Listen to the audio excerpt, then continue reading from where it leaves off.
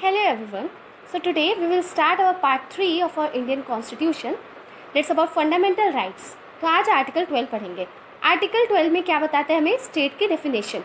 अब स्टेट की डेफिनेशन ज़रूरी क्यों है? Why we should know about article 12? क्योंकि जो हमारे फंडामेंटल राइट्स हैं वो किसके अगेंस्ट इन्फोर्सिएबल है? स्टेट के अगेंस्ट इन्फोर्सिएबल है. तो ये जानना बहुत ज़रूरी है कि ये स्टेट होता कौन है. हम किससे क्लेम कर सकते हैं अपना फंडामेंटल राइट्स. हमारे फंडामेंटल राइट्स अगर वायलेट होते हैं तो किसको सू किया जा सकता है? वो कौन है? स्टेट. तो उसी स्टेट के बारे में हम लोग कैसे जानते हैं? आर्टिकल 12 के थ्रू जानते हैं. आज ये तो हमारा वर्टिकल अप्रोच है, लेकिन आजकल हॉरिजॉन्टल अप्रोच भी आ रहा है फंडामेंटल राइट का. बहुत सारे कंट्रीज अडॉप्ट कर रहे हैं horizontal approach. Horizontal approach basically ये होता है कि फंडामेंटल राइट्स एक इंडिविजुअल का स्टेट के अगेंस्ट नहीं बल्कि दूसरे इंडिविजुअल के अगेंस्ट मिलता है. इनफैक्ट हमारे भी कुछ फंडामेंटल राइट्स हैं जिनका हॉरिजॉन्टल अप्रोच है. If you want a detail video on this you can comment it in the comment section. So now I think ये समझ आ गया कि हमें आर्टिकल 12 जानना ज़रूरी क्यों है.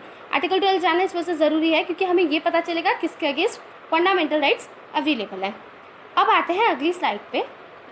स्टेट में क्या क्या आता है? सबसे पहला government and parliament of India. दूसरा government and the legislature of each of the states. इसका मतलब चाहे स्टेट लेवल की गवर्नमेंट हो, चाहे सेंट्रल लेवल की गवर्नमेंट हो, या स्टेट लेवल का लेजिस्लेचर या पार्लियामेंट हो, कोई भी बॉडी ऐसा लॉ नहीं बना सकती जो कि हमारे फंडामेंटल राइट्स को वायलेट करे, जो कि हमारे फंडामेंटल राइट्स को इन्फ्रिंज करे. नाउ तीसरा इसके अंदर क्या इंक्लूडेड है? Local authorities. लोकल अथॉरिटीज़ ये डिफाइंड है जनरल क्लॉजेस एक्ट का सेक्शन 3 सब क्लॉज 31 में. ये सेक्शन 3 क्लॉज 31 में एक्चुअली ये डिफाइंड है. इसके अंदर जो सेल्फ गवर्निंग बॉडीज़ होती है जैसे कि पंचायत, म्यूनिसिपैलिटीज़ एक्सेट्रा, ये सब इंक्लूडेड है. लास्ट आता है अदर अथॉरिटी. ये जो पूरा आर्टिकल 12 है ये सबसे इसके अंदर, बाकी तीनों तो बहुत ईजी थे लेकिन अदर अथॉरिटी को जानना बहुत ज़रूरी है. लेकिन आप सोचो कि हमने अदर अथॉरिटी इंक्लूड क्यों किया? मतलब ये इसकी कोई डेफिनेशन तो है नहीं, ये टाइम के साथ चेंज होता रहेगा. एक्चुअली में जो कॉन्स्टिट्यूशन मेकर्स थे उन्हें पता था कि हमारा जो कंट्री है वो डेवलप होगा. ओके, डेवलप होगा तो हमारी जो ऐसी कंट्री बहुत ही डायनेमिक है, तो कंट्री के डायनेमिक नेचर को ध्यान में रखते हुए लोगों सिटीजन्स का इंटरेस्ट बचाया जा सके, तो इस वजह से अदर अथॉरिटीज़ इंक्लूडेड है. अब अदर अथॉरिटीज़ की एज सच कोई डेफिनेशन तो नहीं है, बट हम इसे केसेस के थ्रू समझेंगे. ओके, सो अब आते हैं हम अपनी अगली स्लाइड पे जो कि अदर अथॉरिटी के केसेस के बारे में पढ़ेंगे. तो पहला केस है university of Madras versus Shantabai. इस केस में क्या हुआ था कि क्या यूनिवर्सिटी ऑफ मद्रास जो है वो स्टेट कहलाएगा? तो उस टाइम जो ज्यूरिस्ट थे उन्होंने लगाया रूल ऑफ एजिस्टम जेनरिस.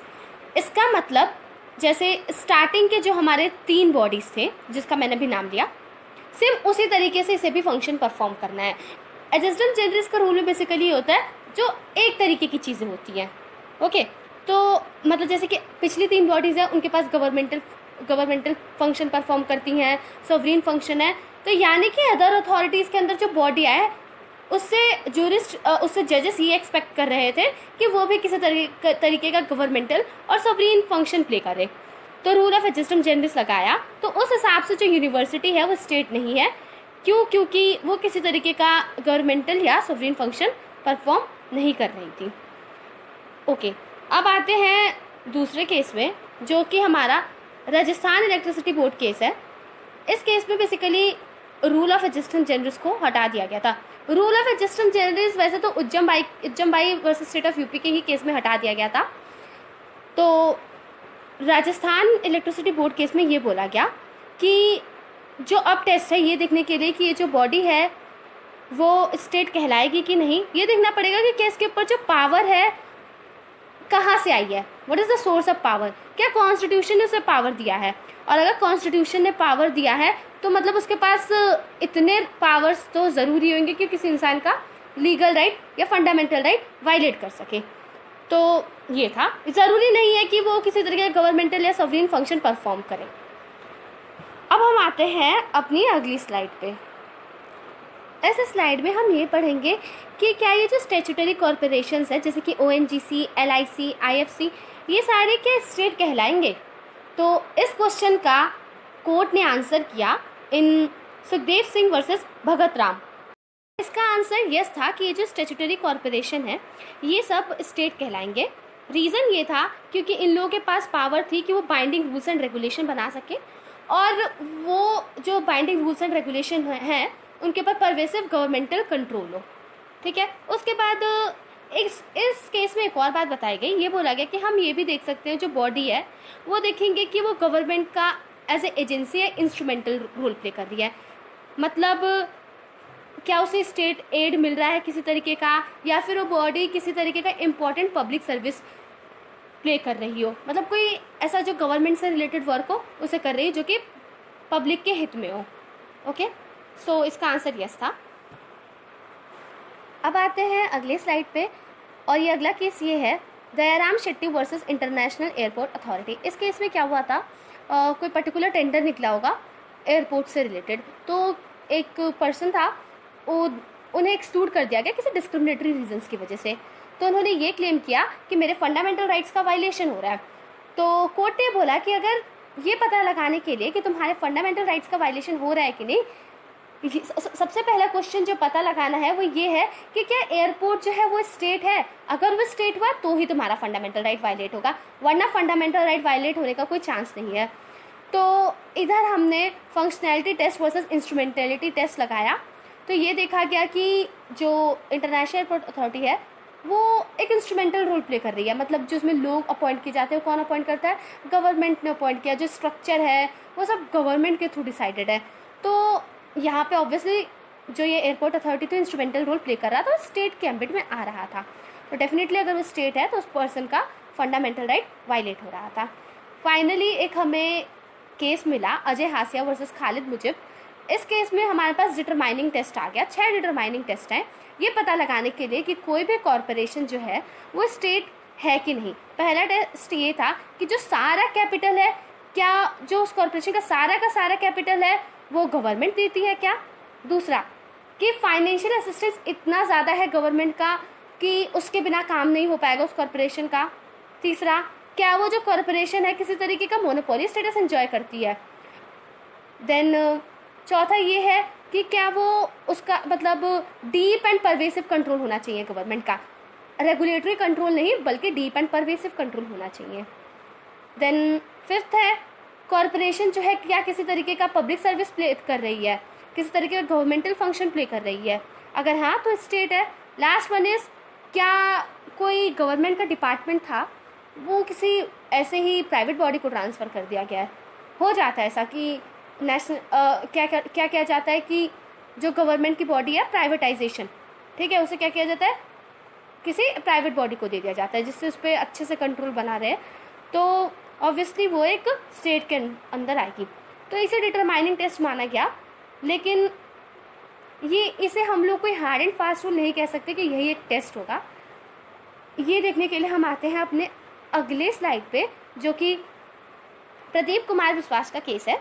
इस केस में ये हुआ कि इस केस में बोला गया कि जो अजय हासिया के केस में जो जजमेंट आई वो कोई मतलब हार्ड एंड फास्ट रूल नहीं है कि यही लगना है, ऐसा कुछ नहीं है। ये बोला कि वो चेंज हो सकता है टाइम के साथ साथ।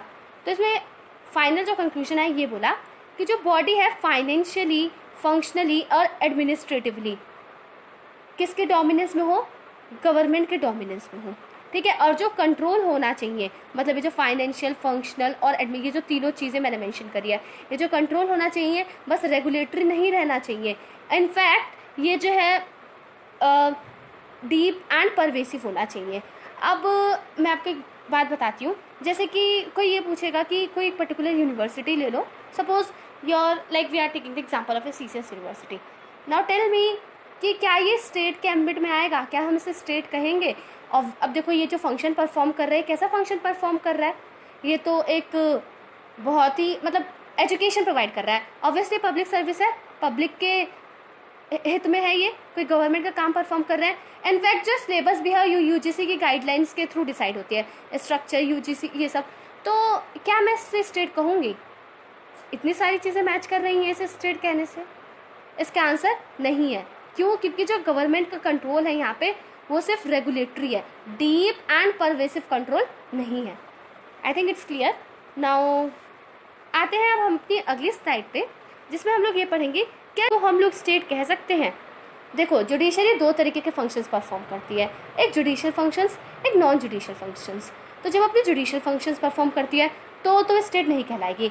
और ये क्वेश्चन ही नहीं अराइज हो सकता कि जब जुडिशरी अपनी जुडिशियल फंक्शन परफॉर्म करे तो किसी भी फंडामेंटल राइट का इन्फ्रिंजमेंट हो। इनफैक्ट वो तो फंडामेंटल राइट्स को प्रोटेक्ट करती है, लेकिन जब वो नॉन जुडिशियल फंक्शंस परफॉर्म करती है, जैसे कि chief justice of India appointment कर रहा हो, जैसे ये ऑफिसर्स रहते हैं ना बहुत सारे कोर्ट्स में, तो अगर उनसे रिलेटेड कोई अपॉइंटमेंट कर रहा हो और अपॉइंटमेंट में हमारे कॉन्स्टिट्यूशन के प्रोविजंस वायलेट हुए हैं, तो ऑब्वियसली हम रिट जुरिसडिक्शन लगा सकते हैं पर्टिकुलर चीफ जस्टिस के अगेंस्ट, भले ही चीफ जस्टिस ऑफ इंडिया हो या फिर हाई कोर्ट के चीफ जस्टिस हो। So this was about judiciary state होगा कि नहीं होगा। तो जो अब हमारे पास इन सारी चीज़ों को देखते हुए जो हमारे पास कंक्लूजन आया है कि अदर अथॉरिटी क्या है, वो ये है कि जो गवर्नमेंट है उसका डोमिनेंस रहना चाहिए। वो डोमिनेंस कैसा रहना चाहिए? फंक्शनल, फाइनेंशियल, एडमिनिस्ट्रेटिव, इस तरीके का डोमिनेंस रहना चाहिए, और वो डीप एंड परवेसिव होना चाहिए, मेयर रेगुलेटरी नहीं होना चाहिए। ओके, तो ये बेसिकली टेस्ट था। तो बहुत सारे केसेस के थ्रू हमने पूरी जर्नी पढ़ी कि हमारा स्टेट कितना डायनेमिक है, से ये पता चलता है, और कितने चेंजेस होते रहे। I hope you like this video. Thank you.